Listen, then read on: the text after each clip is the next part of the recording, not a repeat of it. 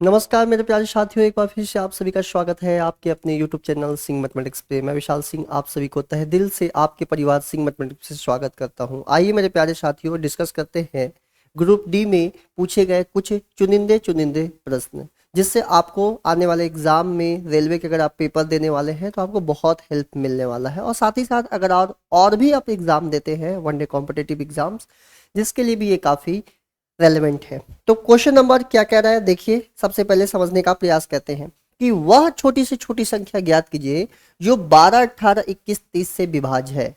Find the list number. यहां ध्यान दीजिए, लिस्ट नंबर हमें छोटी संख्या बताना है जो 12, 18, 21, 30 से विभाज्य हो जाए। अगर हम मेथड से सॉल्व करेंगे तो आपको निकालना पड़ेगा इन सभी का एलसीएम।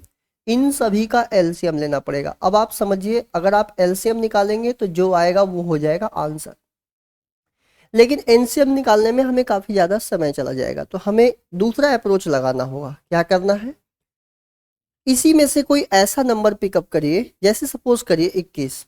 तो अगर कोई संख्या 21 से कट रहा है तो वो 7 से भी कटेगा, 3 से भी कटेगा।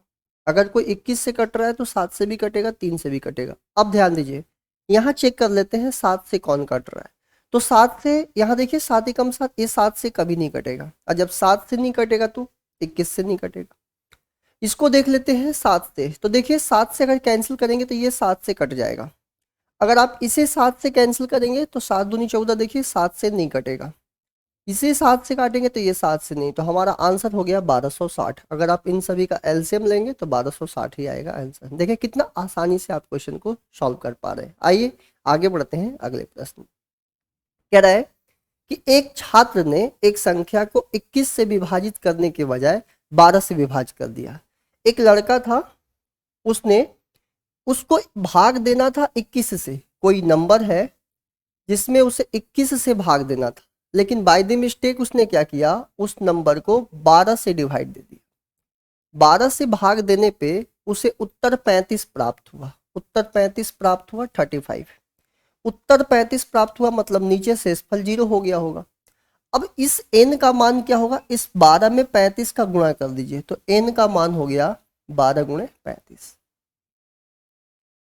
अब क्वेश्चन ये पूछ रहा है कि अगर हम वास्तविक में 21 से भाग दिए होते तो हमारा सही उत्तर क्या आता। अब देखिए, इस n को 21 से डिवाइड दिए होते, मतलब 12 गुणे 35 को 21 से भाग दिए होते। इस 12 का मतलब हो गया 3 गुणे 4, 35 का मतलब हो गया 5 गुणे 7।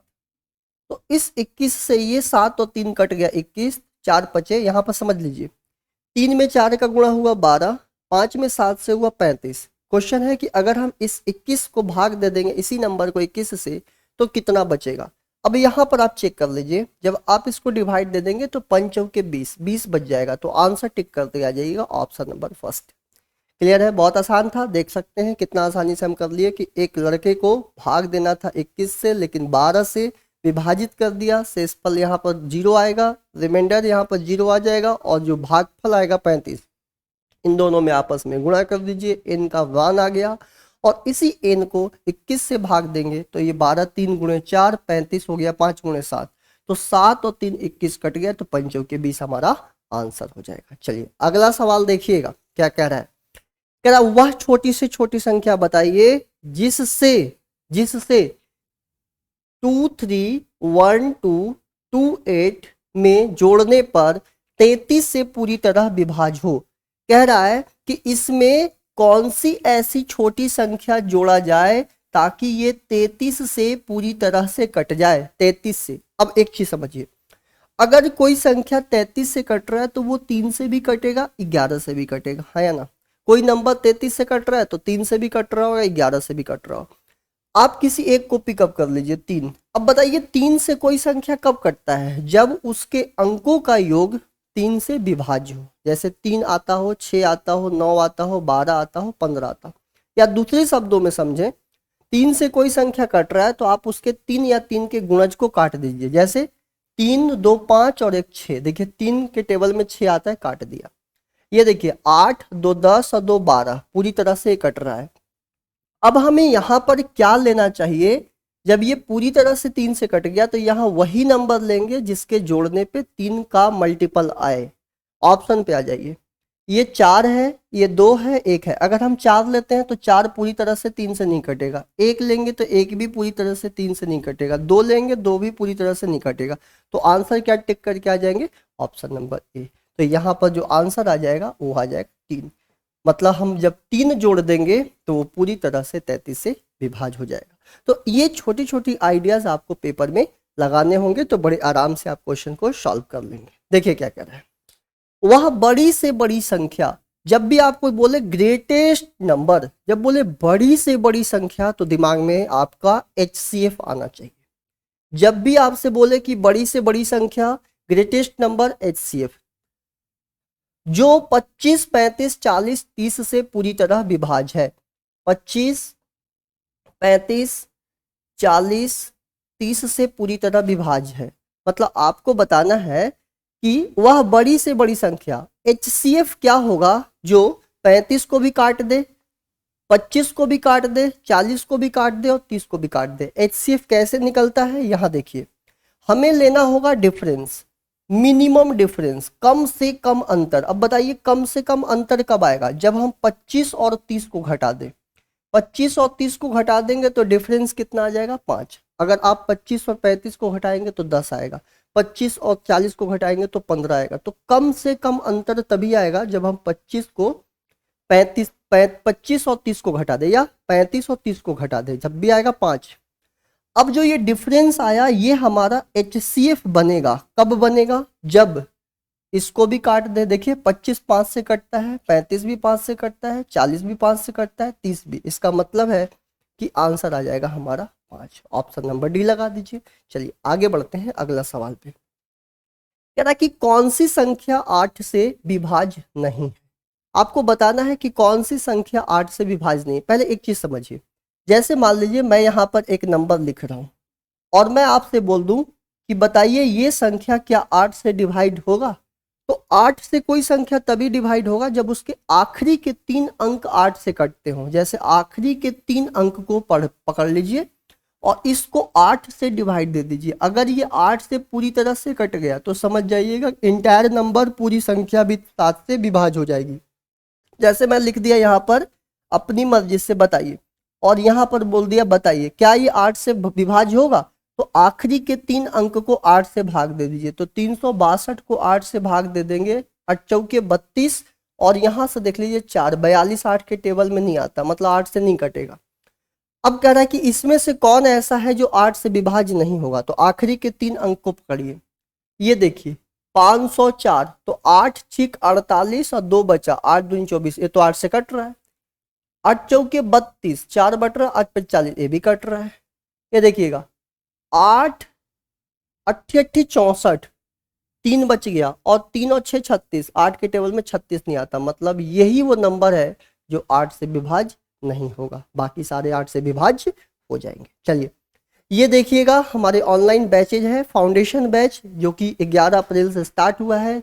तो आप अगर अपने आप को इनरोल करना चाहते हैं तो आप न्यू फाउंडेशन बैच में अपने आप को इनरोल कर सकते हैं। किस किस एग्जाम के लिए रेलेवेंट है? CET हो गया, बैंक हो गया, SSC, railway, insurance, MP Vyapam और अदर कॉम्पिटिटिव एग्जाम्स के लिए बहुत ही कारगर साबित होगा।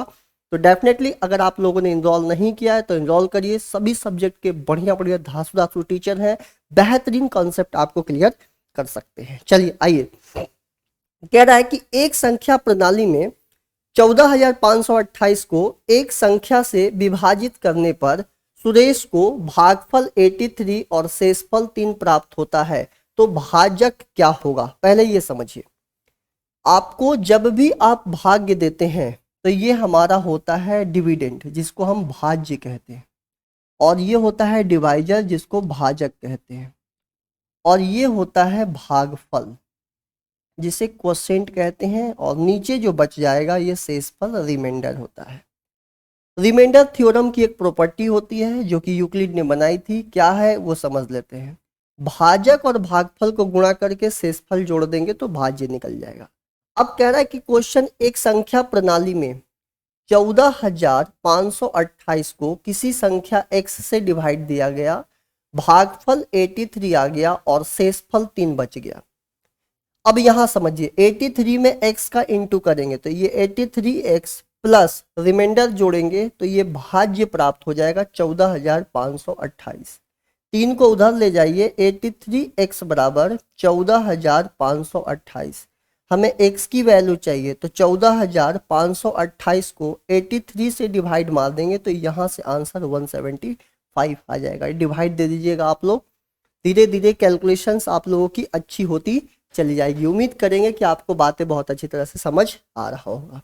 चलिए देखिए क्या कह रहा है, कह रहा है कि एक नंबर दिया हुआ है और 3 से विभाज्य है। इस नंबर को देखिए 276x1 और ये 3 से विभाज्य है। और अभी सिखाया था कि कोई नंबर 3 से तब विभाज्य होता है जब उसके अंकों का योग 3 से विभाज्य हो, या दूसरी भाषा में उसके अंक को 3 या 3 के मल्टीपल बनाकर काट दीजिए। ठीक है, तो देखिए 7 और 2 9 कट गया, 3 के टेबल में आता है। ये देखिए 6 भी 3 के टेबल में आता है। अब हमें इसे 3 के टेबल में 3 या 3 से कटने वाली संख्या बनाना है। तो इस x के जगह पे मैं क्या लूंगा, 2 लूंगा। बताइए कैसे, 2, 1 और 2 मिलके कितना बनेगा, 3, आराम से कट जाएगा। फिर एक तो संभावना ये हो गया कि हम 2 ले सकते हैं। दूसरी ये संभावना हो सकता है कि एक में हम 5, देखिए अगर 3 लेंगे तो 3 और 1 4 बनेगा, 4 नहीं कटेगा।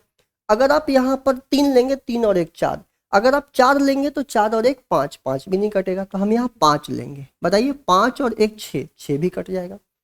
फिर अगर आप यहाँ 7 लेते हैं तो 7 और 1 8 नहीं कटेगा। 6 लेंगे, 6 और 1 7 नहीं। 8 लेते हैं, 8, देखिए 8 और 1 9, 9 भी 3 के टेबल में आता है।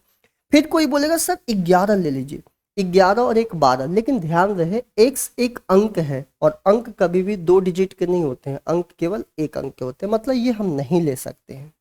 ये 3 संभावना है। अगर हमसे ये पूछा होता कि कितनी x की संभावित मान है तो बोल देते 3, लेकिन क्वेश्चन ये नहीं है। कहता है कि x के संभावित मानों का योग क्या होगा, मतलब जितने पॉसिबल वैल्यू है इनका सम क्या होगा। तो जोड़ दीजिए, 8 5 13, 13 2 15, मतलब जितने संभावित मान है उनका जो योग है वो हो जाएगा 15। क्लियर है? चलिए जल्दी से फटाफट कर लेते हैं। देखिए क्या करा है, वह सबसे छोटी संख्या ज्ञात कीजिए जिसे 20,000 में जोड़ने पे 12 15 25 से विभाज्य हो जाए। मतलब 20,000 में हम क्या जोड़ दें जो कि कट जाए किससे, 12 से, 15 से, 25 से। 20,000 में कौन सी छोटी संख्या जोड़ दें जो 12 से भी कटे, 15 से भी कटे और 25 से भी कटे। देखिए कैसे सॉल्व होता है। अभी जस्ट बताइए, कोई संख्या 12 से कट रहा है तो वो 3 से भी कटेगा और 4 से भी कटेगा। और अभी सिखाया कि 3 से कटने के लिए क्या होना चाहिए, अंकों का योग, अंकों का योग जो होना चाहिए 3 के टेबल में आना चाहिए। या दूसरी भाषा में सिंपल समझिए कि अंक को 3 या 3 के गुणज से काट दीजिए। अब यहाँ देखिए, यहाँ तो केवल 2 ही दिख रहा है, 2 ही दिख रहा है, 2 ही दिख रहा है, तो यहाँ से हमें केवल 2 प्राप्त हुआ। अब यहाँ एक ऐसा नंबर लीजिए जो दोनों मिलकर 3 या 3 का टेबल बन जाए। 180, 180 अगर मैं लेता हूं, सपोज करिएगा कि 180 अगर ले लेते तो ये 8 और 1 9, ये तो कट जाएगा पर ये बेचारा 2 बच जाएगा, तो ये आंसर नहीं हो सकता। अगर 100 150 की बात करें तो 150 में देखिए 5 और 1 6, ये तो कट जाएगा बेचारा, ये 2 अकेला बच जाएगा, ये भी चला गया। अगर कोई बोले सर 200 ले लीजिए, तो 200 ले लेंगे तो प्रॉब्लम क्या आया, देखिए ये 2 जोड़ने पे 2 और ये 2, 2 और 2 4, 3 से नहीं कटेगा, ये भी चला गया। अगर 100 की बात करते हैं 100, तो देखिए 100 लेने में क्या फायदा है, 100 ले लिए तो यहां से 1 और यहां से 2, 2 और 1 3, कट गया कि नहीं कट गया। तो बड़े आराम से आप ऑप्शन नंबर डी लगा के आगे बढ़ जाइएगा। ये देखिए हमारा एमपी पटवारी 2022 का सार्थक बैच है। अगर आप पटवारी एग्जाम की प्रिपरेशन कर रहे हैं तो जरूर इसमें इन्वॉल्व करिए। क्लासेस बहुत ही प्रॉपर तरीके से इसमें चलती हैं और चलने वाली हैं।